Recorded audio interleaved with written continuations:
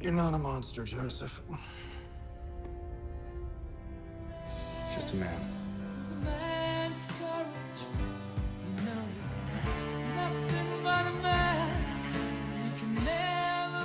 Strange New Worlds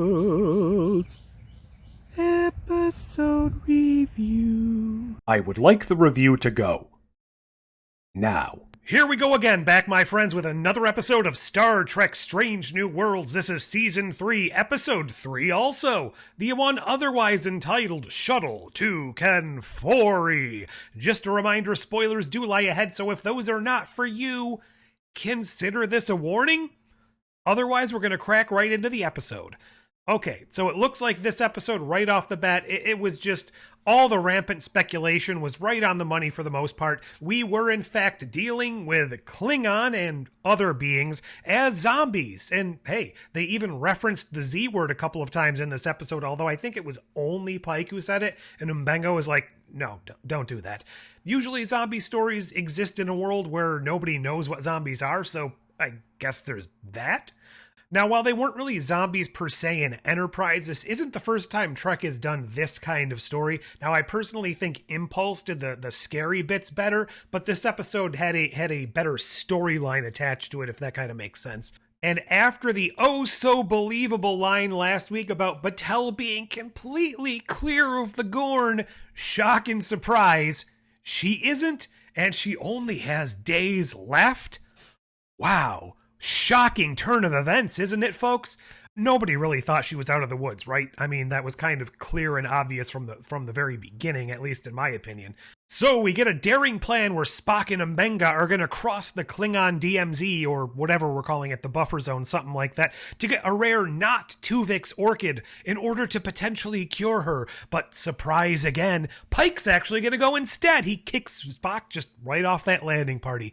And I kind of almost wish that this orchid was the same one from Tuvix, although technically I don't think this was an orchid. It was just a chimera flower, as they called it.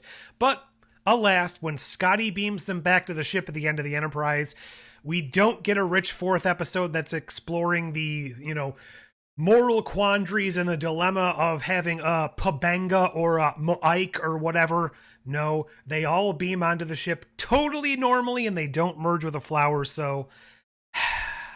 But I guess with all of these Gorn, it's already crowded enough inside Batel. We don't need to add 3 or technically 4 ex-wives into the mix.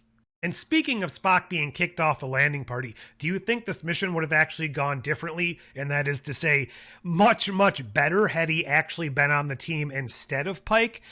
Now, taking out Pike's whole emotionally compromised bit, he, aside from activating the force field, which technically isn't even something that really required his skill set to be able to do, he really didn't seem to be all that useful. In fact, he even lost the second superflower in the midst of this entire escape plan because of his aforementioned compromised emotional state. Now, sure, Batel wouldn't have had anyone on the ship to engage in a super screamy mind meld, but I feel like things would have gone better on the planet without Pike being present whatsoever. And honestly, I'm really starting to have thoughts about him as such a legendary captain, at least as being presented in this version of the show. I know he's supposed to be the compassionate, there has to be another way diplomacy captain, and they even say there has to be another way in this episode probably like 4 times, but it does feel like they're really playing up this indecisive version of the character. And I don't want to say useless, but he's been less than critical as of late. And that, combined with the sheer amount of crew secrets and off-the-books missions that he engages in, it has me wondering if there's another subplot they're trying to go with here, a storyline where his legacy as a great captain is actually going to be played up as something that they really institute after his injury. Now, I know we've seen things in the past, like he's got so many medals that he's already very decorated. He's just not necessarily coming across as this amazing version of a captain that's legendary at this point. And I'm wondering if that's a subplot they're trying to leave in there so that after his injury, they really play up and ramp up how amazing he is for Starfleet morale and things like that. Just a thought, and I by no means hate Pike as a character, it's just that the series that is supposed to be about proving that pre-TOS characters have their legacy and their place in history They've just been doing so little exploring these Strange New Worlds exclusive only characters, and I feel like that's kind of a detriment to what this show is supposed to be in the timeline. Okay, tangent aside, now somebody else told me that Ortegas had a storyline in this episode, and I have to say, after watching it 3 times, I didn't catch it. Was there actually an Ortegas storyline going here? The only plot I noticed back on the Enterprise was Una's hair. All kidding aside. And as much as I hope Ortegas doesn't turn out to be a bad person, it definitely seems like she's destined for quite the downward spiral this season, potentially even into the further seasons of the show.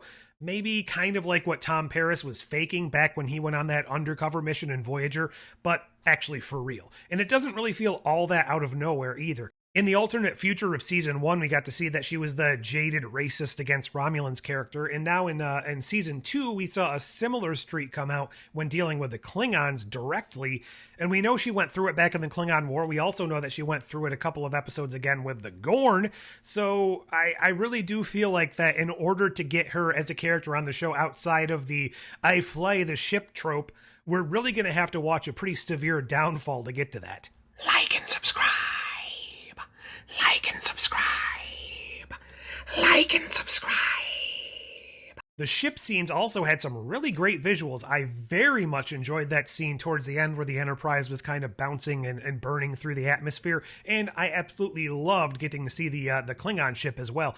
They really had quite the airtight story for Carol Kane not being available in this episode. It really seems kind of similar to Reno in Discovery Season 5, like she was on set for just a handful of days and they had to shoot and sprinkle it throughout the rest of the season, and she wasn't actually part of the main cast. I still do feel a little bad about this, like they never really intended to give her a true meaty role outside of being the temporary replacement between Hemmer and before they could really build Scotty up into his own character. And I hope the rest of the season proves me wrong, but it's seeming to become more clear as things go by that they never intended her to really do all that much. I am absolutely loving every single moment we get on screen with Scotty in the show. Even though that goes against my prior statement of wanting this show to be dealing with the Strange New Worlds exclusive people in order to prove their worth to the universe, but you really can't go wrong with baby Scotty trying to figure it all out. Even though I said Pike was pretty useless on the zombie Klingon planet, it's not to say I didn't like this part of the story. I did like seeing the interaction with M'Benga. They got to play up more of that old friends stuff that we've been told about, but really haven't gotten to see all that much in the show. Now, especially that's the banter at the beginning of the episode, as well as a little bit of banter towards the end of the episode. And it was really nice to see this moment where Pike was coming to him, actually a couple of moments, as a friend, not just a doctor. Now, frankly, they probably didn't need to add that to get to the emotional stuff there, but it really added to the immersion of the world to kind of feel like it's a more lived-in place, that these characters have this connection, as opposed to just having somebody emotionally open up to somebody they don't know randomly, like other Trek shows have possibly done in the past. Really did like the design and the play up of the Klingon zombies here. It felt very like they were going down the Last of Us road with the mold taking over and all that stuff. The Klingon designs in and of themselves were pretty good, but I'm still getting that feeling like they're a little bit too plasticky or rubbery.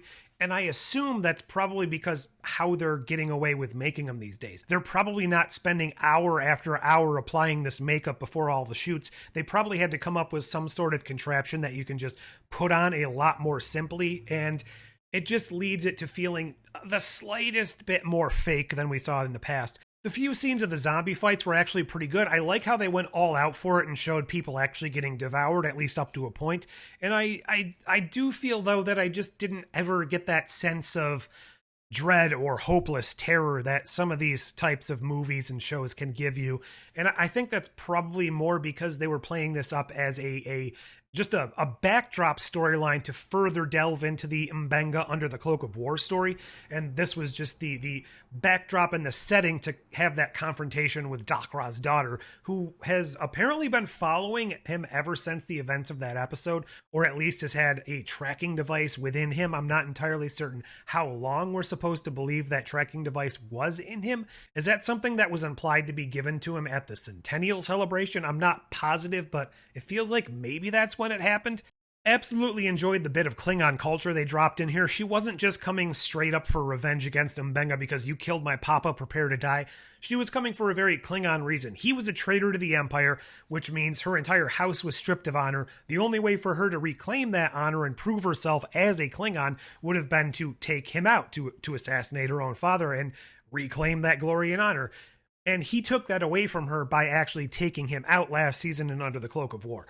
I really liked that kind of simple Klingon touch, which added so much depth to the story. Now, I can imagine that some people are going to have an issue with this because very blatantly M'Benga admits to just straight up killing this guy. I know people had issues with that back Under the Cloak of War, but personally, I don't have a problem with it because I'm enjoying this story, and I never looked at M'Benga like this grand, virtuous, upstanding citizen that never does any wrong. He's kind of been played this way since the beginning. He's always been, this war-torn guy with secrets and stuff, so I have no problem going down this road. I do wish that we had spent a little bit more time with him between Under the Cloak of War and this episode. If you really look at it and think about it, this is pretty much the very next episode that's focused on M'Benga, and I feel like that's probably just the downfall and the detriment of having a very short, only a few episode season, and the entire series is an ensemble show, so how many episodes are you getting a season if you're not Spock, I guess?